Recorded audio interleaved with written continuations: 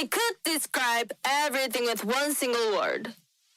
You know, like 周吉米。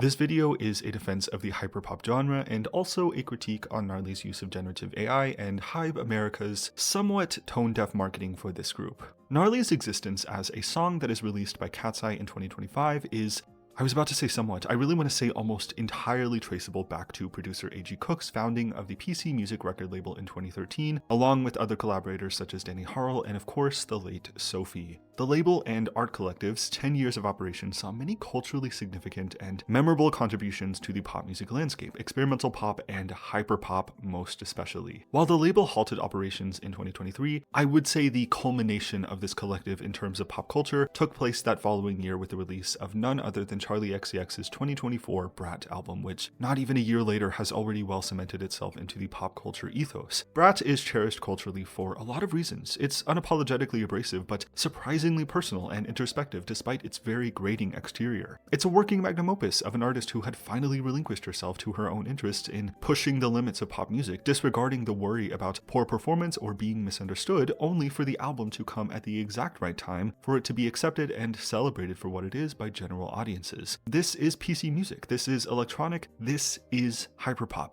a style of music that was perhaps always intended to get on people's nerves. Hyperpop demands a certain level of brashness that Gnarly in fact delivers upon. The inspiration is there, and the reason why I move to defend it is that it's incredibly well researched and well sourced. It's produced by Alice Long-Yu Gao, another of the founders of what we can call hyperpop today. The song by itself is not necessarily a problem. The problem increasingly is over the lyrics, which is not necessarily the fault of Long-Yu Gao or Cat's Eye or Hype America, and it's certainly to no fault of the genre that is hyperpop. PC music and hyperpop dances so very closely to the edge of parody that the lyrics to Gnarly make a lot of sense. Hyperpop is a genuine appreciation for the largely unloved features of music, a commitment to an idea so intensely that it takes on the guise of being some kind of joke, but never a mockery. It's meant to be appreciative, and this is what Gnarly is, but that doesn't seem to matter. I mentioned in the video I made about the song debut last year that Western and global audiences are increasingly drawn to authentic works. If you look at the most successful pop artists today, the artists themselves play a huge role in producing the product they deliver. K-pop has always struggled with this and continues to very stubbornly, an industry where artists are so rarely given complete creative control over what they release. Hyperpop, in its deceptively surface-level appearance and almost intoxicatingly sweet delivery, seems like such a great match for K-pop, and I think it is, but with a few important and unexpected caveats regarding authenticity and reception. Brat is an earned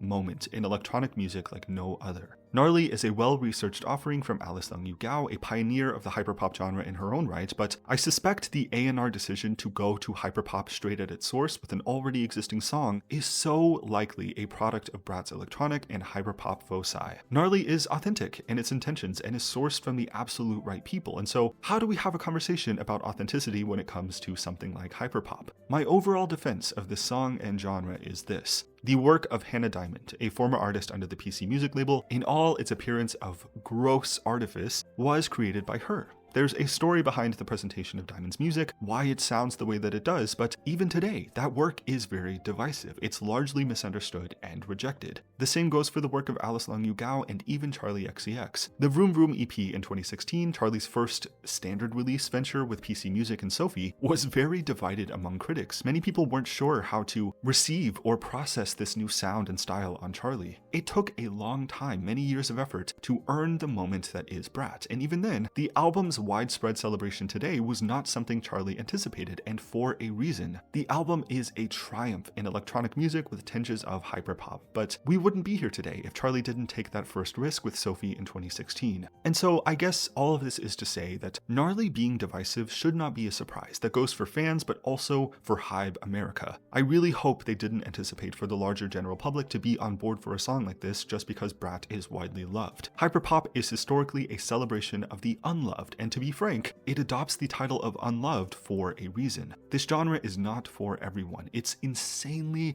risky for a global group in the first year of their career to tap into something this intentionally divisive, but if Cat's Eye can leverage this and really commit, we may have something here. Again, Charlie XCX and the Brat album would not be celebrated today without her previous works taking the bulk of the fall of misunderstanding by critics. You have to get yourself through the door first, and perhaps Gnarly is that first step. Or maybe it's just a one-off thing and will go somewhere completely different for the rest of this EP. We really will have to see, but this is the extent of my defense of Hyperpop. Moving on to the use of generative AI. Park Sang-won is credited as a 3D VFX artist for Gnarly, but is credited as an AI prompter out of a VFX production studio in Korea called Illusion. This is the studio behind a lot of the recent AI generative works in K-pop, such as aespa's Armageddon, Red Velvet's Cosmic, and so on. From what I understand, they're both a standard VFX studio and an AI studio, and as for when and how often those two features overlap in their work is not disclosed. Sang-won's role as only a supervisor of VFX work and an AI prompter for Illusion seems to strongly suggest that the features of this release that seem like they're AI generated very much are, which is unfortunate.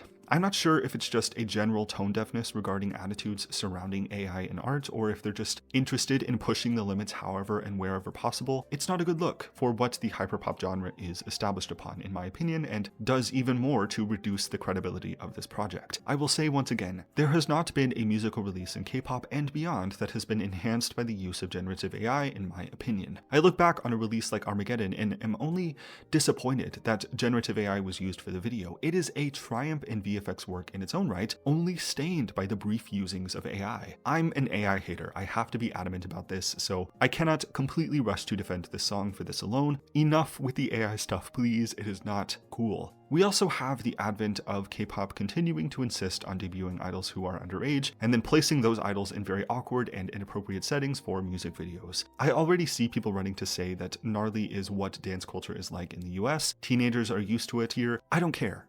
I really do not care, especially when you have such a storied history of inappropriate working conditions for minors that HYBE does. I'm in no way going to defend this behavior. And then finally, and very quickly, we have the reference to Tesla in the first verse. I understand this song was made in 2023, songs take a long time to be released. A mention of Tesla is not the end of the world, but it is yet another tick on the tone deaf counter. It certainly doesn't help the case of this song by any means, but it's mainly the first two things, the use of AI and the continued placing of minors in inappropriate outfits and settings, that I have to label this as a wary defense. HYBE America is still getting so many things wrong. I hope they can become a little bit more sensitive, a little bit more proactive, or start to incorporate and credit the input of their own artist, which seems to be the universal demand for global acceptance in pop music. I cannot name you a single popular artist in music right now who doesn't take part in the creation of their own work to a considerable extent. We need Lara in the studio if she wants to be. We can talk about the call for authenticity, but if Cat's Eye doesn't want to add more to their already insane workload by producing their own work at this moment in time, they shouldn't be required to. But if they do want to produce their own work, what are we doing here? These are my thoughts. A wary defense of Gnarly, the hyperpop genre, with some consideration of everything else going on. Thank you for watching this. If you did, let me know what your thoughts are on Gnarly. Where do you get on board or decide to not get on the train at all if you're still not sure about this release, and things like that. Thanks again for watching. Subscribe if you want to, and I will see you next time.